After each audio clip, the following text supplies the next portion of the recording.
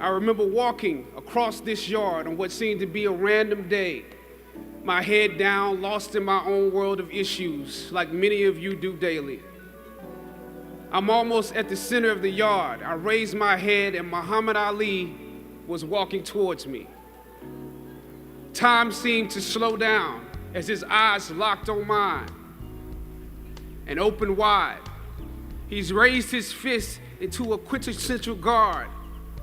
I was game to play along with him, to act as if I was a worthy opponent. What an honor to be challenged by the GOAT, the greatest of all time, for a brief moment.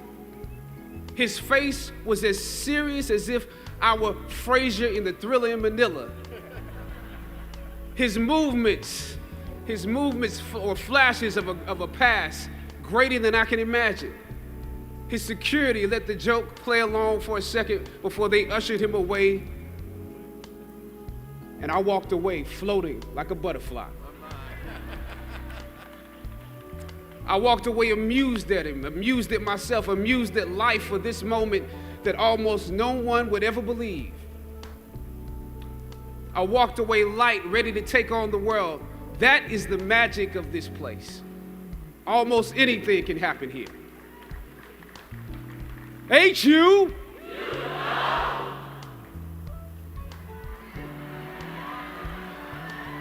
Howard University. I was riding here and I heard on the radio somebody call it Wakanda University. But it has many names: the Mecca, the Hilltop. It only takes 1 hour, one tour of the physical campus to understand why we call it the Hilltop. Every day is leg day here. That's why some of you have cars. During my junior and senior years, I lived in a house off campus at Bryant Street. For those of you, that's right, Bryant Street. For those of you who don't know what that means, that's at the bottom of the hill where the incline gets real. Almost every day I would walk the full length of the hill to Fine Arts, where most of my classes were, carrying all of my books, because once you walk that far on foot, you're not walking back home until it's time to go home for good. But beyond the physical campus, the Hilltop represents the culmination of the intellectual and spiritual journey you have undergone while you were here. You have been climbing this academic slope for at least 3 or 4 years, for some of you, maybe even a little bit more. Throughout ancient times, institutions of learning have been built on top of hills to convey that great struggle is required to achieve degrees of enlightenment. Each of you had your own unique difficulties with the hill. For some of you, the challenge was actually academics. When you hear the words magna cum laude, you know that's not you. That's not you. You worked hard, you did your best, but you didn't make A's or B's, sometimes C's. You never made the dean's list, but that's okay. You're here on top of the hill.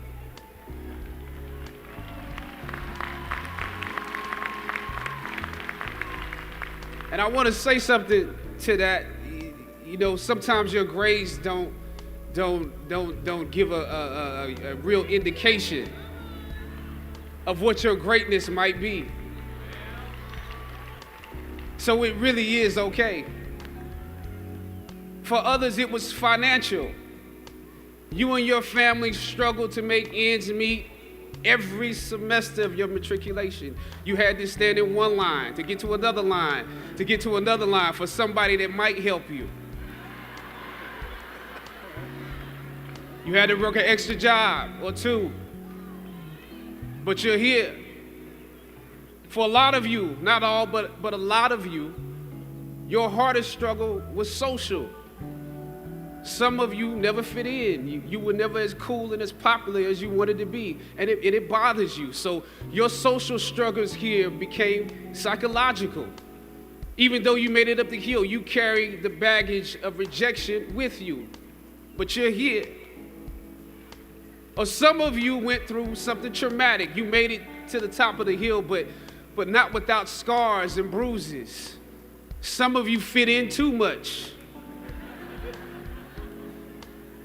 You were on the yard rapping on your frat block when you were supposed to be in class. Or you got caught up in the DC party life. I know how that is. I mean, we're right here in the midst of the city. Sometimes you forgot you were in school. You probably could have graduated with honors, but instead, you are getting an oh yeah degree today. Oh yeah, I have class. Oh yeah, I have that paper due. Oh yeah, I have a final. You were literally too cool for school. You waited until the last minute to do your best work, and it's a wonder that you made it up the hill at all because you carried the baggage of too much acceptance. Most of you graduating here today struggled against one or more of the impediments or obstacles I mentioned in order to reach this hilltop. When completing a long climb, one first experiences dizziness, disorientation, and shortness of breath due to the high altitude. But once you become accustomed to the climb, your mind opens up to the tranquility of the triumph. Oftentimes, the mind is flooded with realizations that were for some reason harder to come to when you were at a lower elevation. At this moment, most of you need some realizations because right now you have some big decisions to make. Right now, I urge you, in your breath, in your eyes, in your consciousness, invest in the importance of this moment and cherish it. I know some of you might have partied last night. You should celebrate, but this moment is also part of that celebration. So savor the taste of your triumphs today. Don't just swallow the moment whole without digesting what has actually happened here. Look down over what you conquered and appreciate what God has brought you through.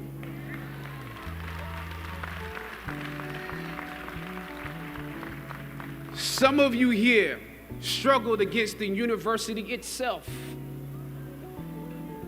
This year, students protested and took over the A building, formulated a list of demands, and negotiated with our president and administration to determine the direction of our institution. It's impressive. Similarly, during my years here at Howard, we also protested and took over the A building. In order to preserve Howard's annual appropriations from Congress, President H. Patrick Swagger decided to reduce the number of colleges at the university. By his plan, engineering would need to merge with architecture, nursing would merge with allied health, and fine arts, my school, would be absorbed by arts and sciences. That's how we saw it, absorbed.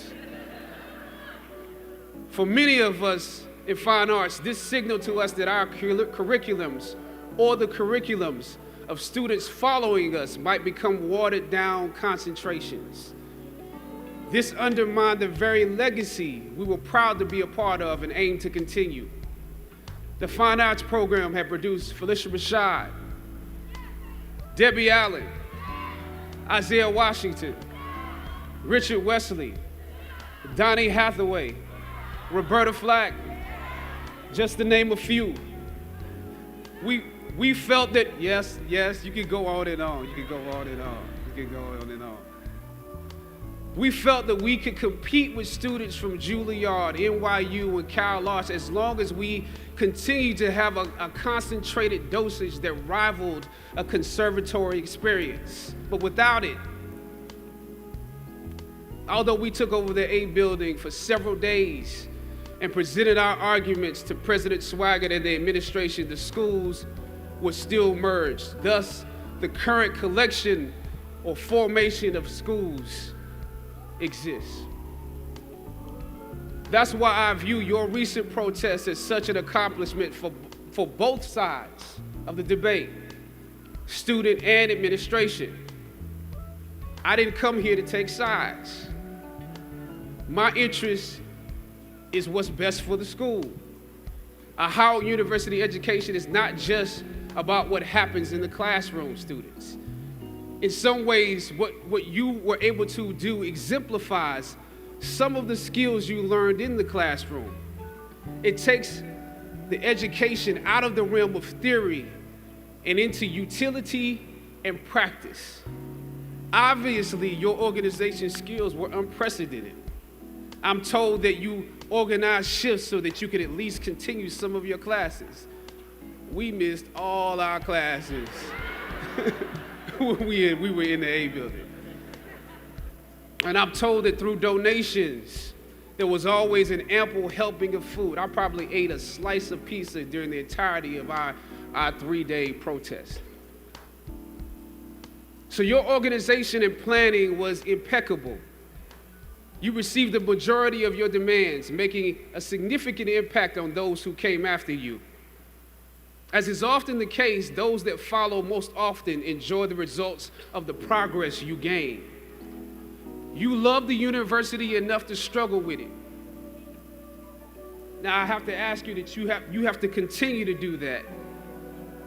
Even now that you received your demands, even if you're walking today, you have to continue to do that. Everything that you fought for was not for yourself. It was for those that come after. You could have been disgruntled and transferred, but you fought to be participants in making this institution the best that it can be. But I must also applaud President Wayne Frederick and the administration for listening to the students.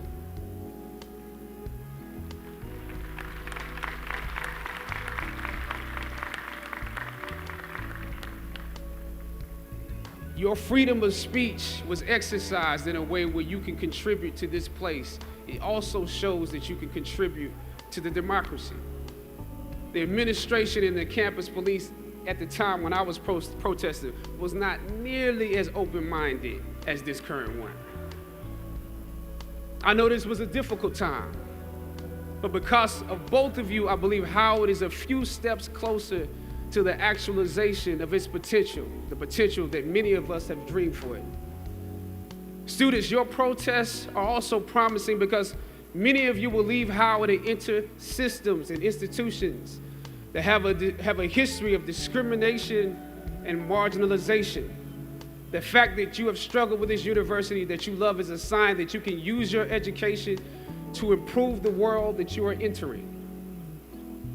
I was on a roll when I entered the system of entertainment, theater, television, and film. In my first New York audition for a professional play, I landed the lead role. From that play, I got my first agent. From that agent, I got an on-screen audition. It was a soap opera. It wasn't Third Watch. It was a soap opera on a major network. I scored that role too. I felt like Mike Tyson when he first came on the scene, knocking out opponents in the first round.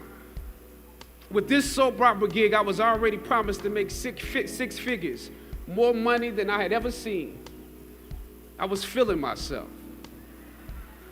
But once I got the first script, and with soap operas, you very often get the script the night before and you shoot the whole episode in one day with little to no time to prepare. Once I saw the role I was playing, I found myself conflicted. The role wasn't necessarily stereotypical. A young man in his formative years with a violent streak pulled into the allure of gang involvement. That's somebody's real story. Never judge the characters you play. That's what we were always taught. That's the first rule of acting. And any role play, honestly, can be empowering. But I was conflicted because this role seemed to be wrapped up in assumptions about us as black folk. The writing failed to search for specificity. Plus, there was barely a glimpse of positivity or talent in the character, barely a glimpse of hope. I would have to make something out of nothing. I was conflicted. Howard had instilled in me a certain amount of pride, and for my taste, this role didn't live up to those standards. It was just my luck that after filming the first 2 episodes, execs of the show called me into their offices and told me how happy they were with my performance. They wanted me to be around for a long time. They said, if there was anything that I needed, just let them know. That was my opening. I decided to ask them some simple questions about the background of my character, questions that I felt were pertinent to the plot. Question number 1, where's my father?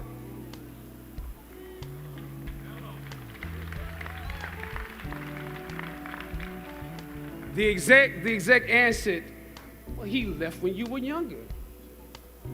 Of course. Okay. Question number 2. In this script, it alluded to my mother not being equipped to operate as a good parent. So why exactly would my little brother and I have to go into foster care? Matter of factly, he answered, well, of course, she's on heroin. That could be real, I guess. But I didn't want to assume that's what it was. If we're around here assuming that the black characters in the show are criminals on drugs and deadbeat parents, then that would probably be stereotypical, wouldn't it? That word stereotypical lingered. One of the execs pulled out my resume and began studying it. The other exec wore a smile, trying to live up to what they had promised me only a few moments before. If there's anything you need, just let us know. She said, as you have seen, things move really fast around here. But we are more than happy to connect you with the writers if you have suggestions.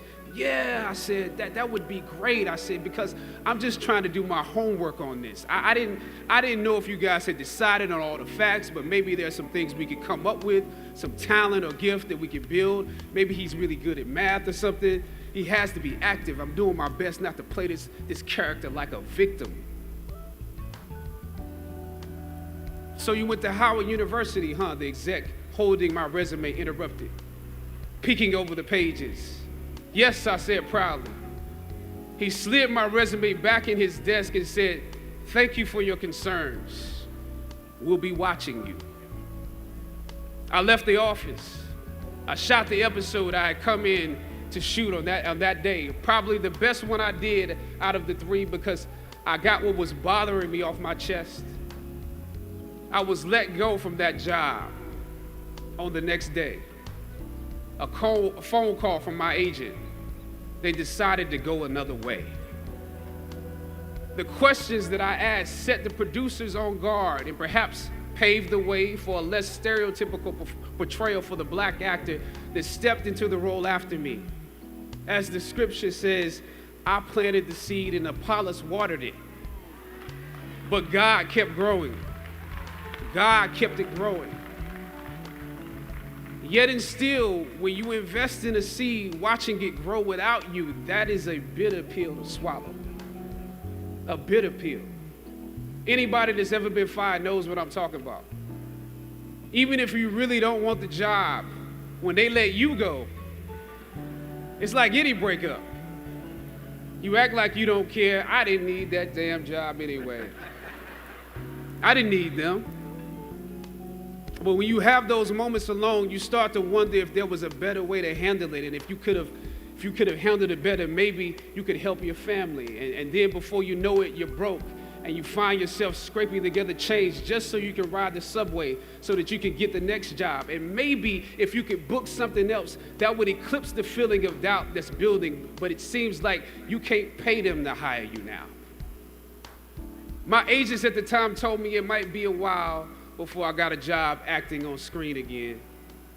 Well, that was fine because I never wanted to act in the first place. And I definitely didn't want to be caught dead going after a fake Hollywood pipe dream. I'm more of a writer-director anyway, so forget their stories. I can tell my own stories. But am I actually blackballed? We're hesitant about sending you out to some people right now because there is a stigma that you're difficult. As conflicted as I was before I lost the job, as adamant as I was about the need to speak truth to power, I found myself even more conflicted afterwards. I stand here today knowing that my Howard University education prepared me to play Jackie Robinson, James Brown, Thurgood Marshall, and T'Challa. But what do you do when the principles and standards that were instilled in you here at Howard close the doors in front of you? Sometimes you need to get knocked down before you can really figure out what your fight is and how you need to fight it. At some point, my mind reverted back to my experiences here, to the professors that challenged me and struggled against me. Professor Roberts Williams, Doc Singleton, George Epstein, to name a few, the ones that would fail you out of the goodness of their hearts.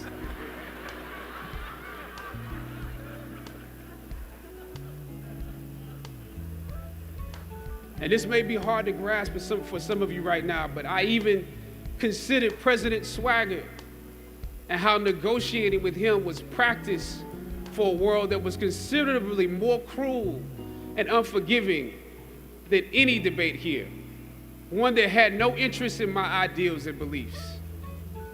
How would I maneuver through all of this?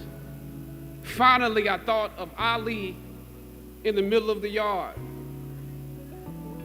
in his elder years, drawing from his victories and his losses. At that moment, I realized something new about the greatness of Ali and how he carried his crown. I realized that he was transferring something to me on that day. He was transferring the spirit of the fighter in me. He was transferring the spirit of the fighter to me. He was transferring the spirit of the fighter to me. Sometimes you need to feel the pain and sting of defeat to activate the real passion and purpose that God predestined inside of you. God says in Jeremiah, I know the plans I have for you. Plans to prosper you and not to harm you. Plans to give you hope and a future. Graduating class, hear me well on this day. When you have reached the hilltop and you are deciding on next jobs, next steps, careers, further education, you would rather find purpose than a job or a career. Purpose crosses disciplines. Purpose is an essential element of you. It is the reason you are on the planet at this particular time in history. Your very existence is wrapped up in the things you are here to fulfill. Whatever you choose for a career path, remember the struggles along the way are only meant to shape you for your purpose. When I dare to challenge the system that would relegate us to victims and stereotypes with no clear historical backgrounds, no hopes or talents, when I questioned that method of portrayal, a different path opened up for me. The path to my destiny. When God has something for you, it doesn't matter who stands against it.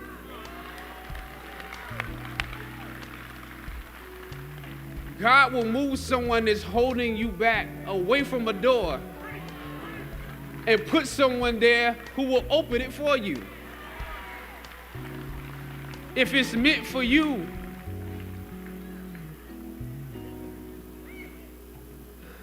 I don't know what your future is, but if you're willing to take the harder way, the more complicated one, the one with more failures at first than successes, the one that has ultimately proven to have more meaning, more victory, more glory, then you will not regret it.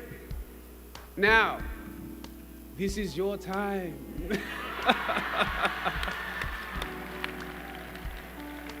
The light of new realization shines on you today. Howard's legacy is not wrapped up in the money that you will make, but the challenges that you choose to confront. As you commence to your past, press on with pride and press on with purpose. God bless you. I love you, Howard. Howard forever.